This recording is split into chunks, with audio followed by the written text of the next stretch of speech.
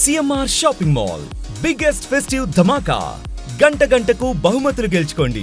భర్త భార్యని బలవంతం చేస్తే దాన్ని అత్యాచారం కింద కేసు సింపుల్ థింగ్ అండి. అంటే అర్థమయ్యే భాషలో నేను చెప్తాను. మ్యారేజ్ అవుతుంది, భార్య మీ అమ్మా నాన్నలతో ఉండటం నాకు ఇష్టం లేదని చెప్పని అంటది.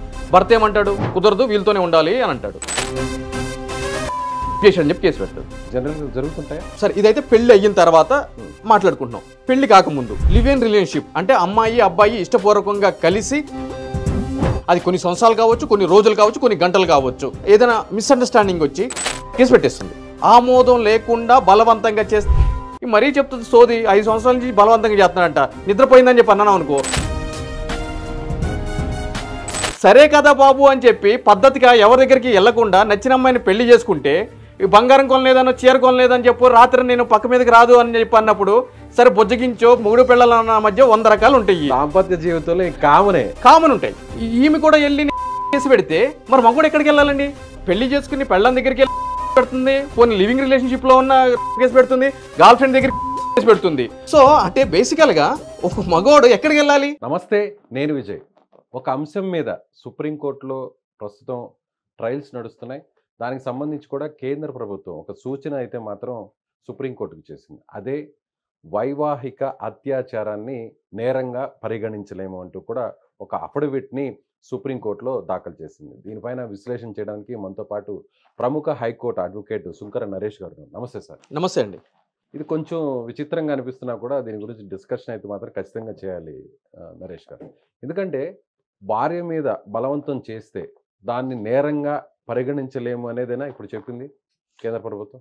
యాక్చువల్గా సుప్రీంకోర్టులో పడిన పిటిషన్స్ ఏమున్నాయి, దానికి కేంద్రం ఏం చెప్పింది బ్రీఫ్గా మనం నక్షల మీద మాట్లాడుకుందాం. పెళ్ళైన తర్వాత భార్యకి ఇష్టం లేకుండా భర్త బలవంతంగా సెక్స్ చేస్తే దాన్ని మ్యాటల్ గా పరిగణించి భర్త మీద కేసు పెట్టాలి. అంటే పెళ్ళైంది కాబట్టి అక్కడ వివాహ సంబంధమైన అత్యాచారం, రైట్? వైవాహిక అత్యాచారం, ఎగ్జాక్ట్లీ వైవాహిక అత్యాచారం అని అనే విధంగా పరిగణించి పెట్టాలి అని చెప్పి కొంతమంది సుప్రీంకోర్టుకి వెళ్ళడం జరిగింది. చాలా మంది పిటిషన్ కూడా వెళ్ళడం జరిగింది. యాక్చువల్గా ఢిల్లీ హైకోర్టు దీనికి సంబంధించి అటువంటి విధమైన జడ్జిమెంట్ ఇస్తే దాన్ని ఛాలెంజ్ చేయడం జరిగింది. దానికి సంబంధించి కేంద్రం వారి యొక్క వైఖరిని తెలియచేస్తూ ఒక అఫిడవిట్ దాఖలు చేయడం జరిగింది. దాంట్లో వాళ్ళు చెప్పింది ఏంటి అని అంటే కనుక, ఒక మహిళ వివాహం అయిపోయినంత మాత్రాన తన సమ్మతి తొలగిపోయినట్లే అన్ని విషయాలు అని చెప్పి అనుకోవడానికి లేదు. అంటే దేనికైనా సిద్ధం అని అనుకోవడానికి లేదు అని చెప్తూనే, అదేవిధంగా వైవాహిక అత్యాచారం అని పిలువబడడానికి ఎటువంటి పరిధి కానీ ఈ న్యాయస్థానం వారికి, ధర్మాసనం వారికి లేదు. దీన్ని నేరంగా పరిగణించడానికి, ఎగ్జాక్ట్లీ నేరంగా పరిగణించడానికి, మ్యాట్గా పరిగణించాల్సిన అంశం కాదు ఇది. ఎందుకు అని అంటే కనుక, ఇది న్యాయపరమైన అంశం కంటే కనుక సామాజిక పరమైన అంశము, ఎంతోమంది మనోభావాలతో కూడుకున్న అంశము. కాబట్టి ఈ యొక్క విషయాన్ని డిసైడ్ చేసేటప్పుడు కోర్టు కాకుండా మేము అన్ని రాష్ట్రాల అభిప్రాయాల్ని అడిగి దాని ప్రకారం చెప్పాల్సిన బాధ్యత మా మీద ఉంటుంది అని చెప్పి చెప్పడం జరిగింది. అదేవిధంగా మహిళ, ఈ యొక్క అర్థం మహిళకి హక్కుల్ని, స్వేచ్ఛని, గౌరవాన్ని భంగం కలిగిస్తున్నట్టు కాదు, మేము హరిస్తున్నట్లు కూడా కాదు. మహిళ యొక్క గౌరవాన్ని, స్వేచ్ఛని, హక్కుల్ని మేము కాపాడుతున్నాము. అదేవిధంగా ఐపీసీ 375 అంటే ఏదైతే కనుక అనే డెఫినేషన్ ఉందో దాంట్లో సబ్ క్లాస్లో వైఫ్ అండ్ హస్బెండ్ మీద ఫోర్స్ఫుల్ సెక్స్ జరిగితే దాన్ని అని చెప్పి అనకుండా మేము మినహాయింపు ఇచ్చాము. అదేవిధంగా మ్యారేజ్ అయిపోయిన తర్వాత ఒక మహిళకి ఈ విధమైన ఇబ్బందికరమైన పరిస్థితులు ఉంటే వాటికి సంబంధించి కూడా ప్రత్యేకమైన చట్టాలని మేము పొందుపరుచున్నాము. అది ఐపీసీ 498A కానీ, అదేవిధంగా డొమెస్టిక్ వైలెన్స్ యాక్ట్ కానీ చట్టం కింద వచ్చేస్తుంది. కాబట్టి ఆల్రెడీ వాళ్ళకి ప్రత్యేకమైన చట్టాలు ఇవ్వబడ్డాయి. సో వాళ్ళకి ఎటువంటి ఇబ్బంది లేదు.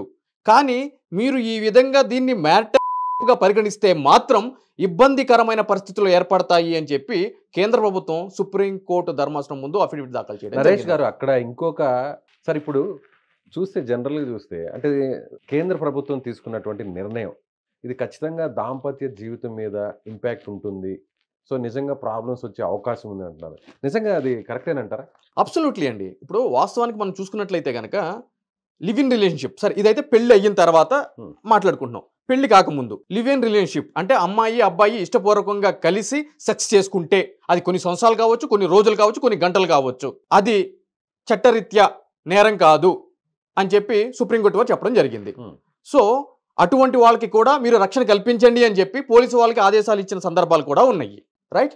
అటువంటి వాళ్ళకి కూడా మెయింటెనెన్స్ యాక్ట్ ప్రకారం రైట్స్ ఉంటుంది పెళ్లి కాకపోయినా అని చెప్పి సుప్రీంకోర్టు వారు చెప్పడం జరిగింది. అటువంటి సందర్భాల్లో వాళ్ళిద్దరికీ మధ్య ఏదైనా మిస్అండర్స్టాండింగ్ వచ్చి ఫైనాన్షియల్ ఆస్పెక్ట్స్లో ఏదైనా జరిగితే ఏం జరుగుతుంది? అమ్మాయి వెళ్ళి ఆబ్వియస్లీ ఫస్ట్ అబ్బాయి మీద కేసు పెట్టేస్తుంది. ఆమోదం లేకుండా బలవంతంగా చేస్తే ఆ సంవత్సరం నుంచి 5 సంవత్సరాల నుంచి 10 సంవత్సరాల నుంచి నా మీద బలవంతంగా చేస్తున్నాడు అని చెప్పి పెట్టేస్తాము.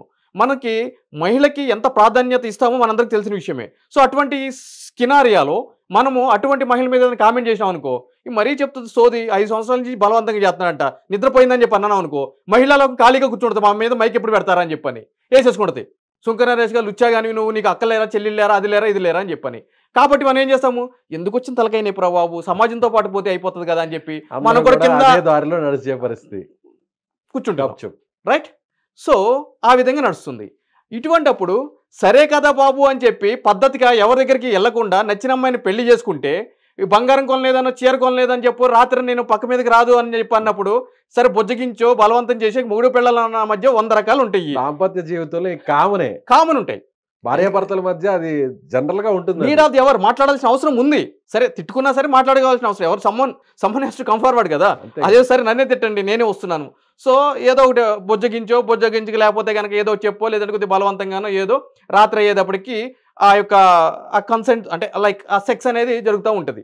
ఆ లైంగిక వరకు గొడవ పడినటువంటి భార్యాభర్తలు దాంపత్య జీవితం తర్వాత అంటే అక్కడ సంభోగం తర్వాత కలిసిన తర్వాత ఇద్దరు కలిసిపోతుంటారు, ఒకటి అయిపోతుంటారు. ఎగ్జాక్ట్లీ. సో అక్కడ ఆ అంశాన్ని దృష్టిలో పెట్టుకొని కేంద్ర ప్రభుత్వం ఆ మాట అనుకోవచ్చు. ఎగ్జాక్ట్లీ. సో అటువంటి కలయిక జరిగినప్పుడు ఈమె కూడా వెళ్ళి పెడితే మరి మగవాడు ఎక్కడికి వెళ్ళాలండి?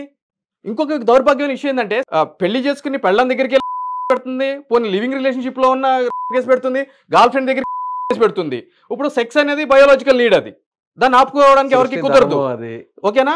పోనీ అట్లా కాదని చెప్పి ఇంకో మగవాడి దగ్గరికి వెళ్ళాడు అనుకోండి, అది అవుతుంది, దానికి కూడా డెఫినేషన్ ఉంది. మరి రేపటి రోజున మరి పురుషుడి పరిస్థితి ఏంటి?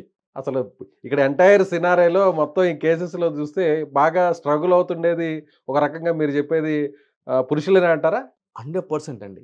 ఇప్పుడు గతంలో కూడా మనందరికి తెలిసిన విషయమే అడాల్టరీ అని చెప్పి ఒక సెక్షన్ ఉండేదండి. పెళ్ళయిన తర్వాత ఒక పెళ్ళైన మహిళతోటి ఎవరైనా ఒక మగవాడు ఆమె యొక్క కన్సెంట్ తోటే సంభోగం జరిపాడు అనుకోండి, అది తెలిసిందనుకోండి, అడాల్టరీ కింద మగాడు మీద కేసు పెడుతున్నారు. అమ్మాయికి ఏం సబ్జెక్ట్ అంటే అమ్మాయికి ఎటువంటి సంబంధం లేదు అని చెప్పి ఆ సెక్షన్ చెప్తుంది. అది చట్ట వ్యతిరేకంగా ఉంది, ఆర్టికల్ 40ని వైలేట్ చేసే విధంగా ఉంది అని చెప్పి కూడా సుప్రీంకోర్టు చెంతకు వెళ్ళడం జరిగింది ఒక బిజినెస్ మ్యాన్.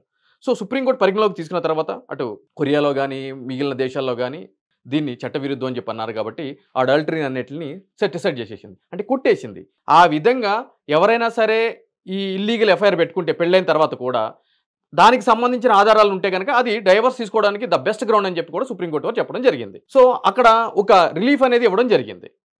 అదేవిధంగా ఇక్కడ కూడా ఈ మ్యాట్ అనే దాన్ని నిజంగా కూడా నేరంగా పరిగణిస్తే మగజాతి మనుగడ ప్రశ్నార్థంగా తయారవుతుందండి. అంతేనంటారా? ఎస్పెషల్లీ భారతదేశంలో.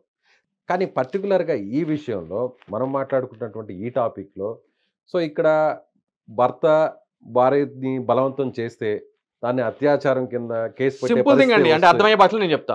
ఒక వ్యక్తి వాళ్ళ పేరెంట్స్ తోటి ఉంటాడండి, మ్యారేజ్ అవుతుంది, భార్య ఆ ఇంట్లోకి వస్తుంది, మీ అమ్మా నాన్నలతో ఉండటం నాకు ఇష్టం లేదని చెప్పని అంటది. తెల్లారు లేస్తే వాళ్ళు 100 రకాల ఆంక్షలు విధిస్తున్నారు అని చెప్పి చెప్తుంది. భర్త ఏమంటాడు, కుదరదు వీళ్ళతోనే ఉండాలి అని అంటాడు. ఇమీడియట్లీ ఏం చేస్తే తెలుసా, చేశాడని చెప్పి కేసు పెడుతుంది. జనరల్గా జరుగుతుంటాయా? 498 జరుగుతుంది అన్నప్పుడు ఇది ఎందుకు జరగదండి? అవకాశాలు ఉంటాయి కదా.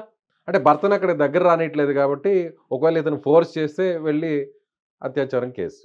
ఎగ్జాక్ట్లీ అంతేనంట. అంతే.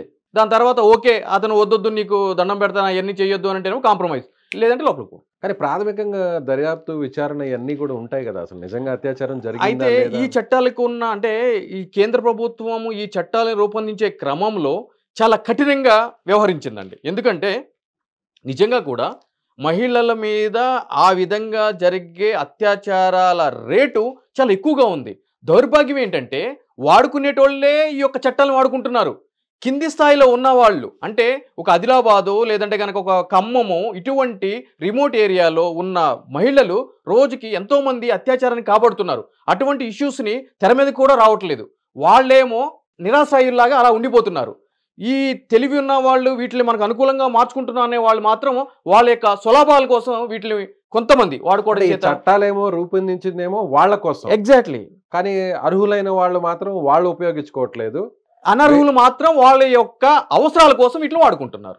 అది ఇక్కడ మేజర్ థ్రెట్ అండి చట్టాలకి. సో ఇప్పుడు సెంట్రల్ గవర్నమెంట్ తీసుకున్నటువంటి నిర్ణయం, సజెస్ట్ చేసినటువంటి నిర్ణయం, అఫిడవిట్ చేసినటువంటి నిర్ణయం కరెక్టే అంటారు. సరైనదే అని చెప్పి నేను చెప్తున్నానండి. సో సుప్రీంకోర్టు కూడా ఆ దిశగా నిర్ణయం తీసుకునే అవకాశం ఉందంటారా? Yes, absolutely. దాంట్లో చెప్పడం జరిగింది ఏంటంటే కనుక ఇది సుప్రీంకోర్టు డిసైడ్ చేయాల్సిన అంశం కాదు, నిర్ణయించాల్సిన అవసరం అంటే అంశం కాదు ఇది. ఎందుకంటే కనుక ఇది ఎంతోమంది స్వేచ్ఛని, సమానత్వం, హక్కులకి సంబంధించింది కాబట్టి అన్ని రాష్ట్రాల అభిప్రాయాలు తీసుకున్న తర్వాత మేము చెప్తామని చెప్పి చెప్పడం జరిగింది. Right sir, thank you so much. Thank you.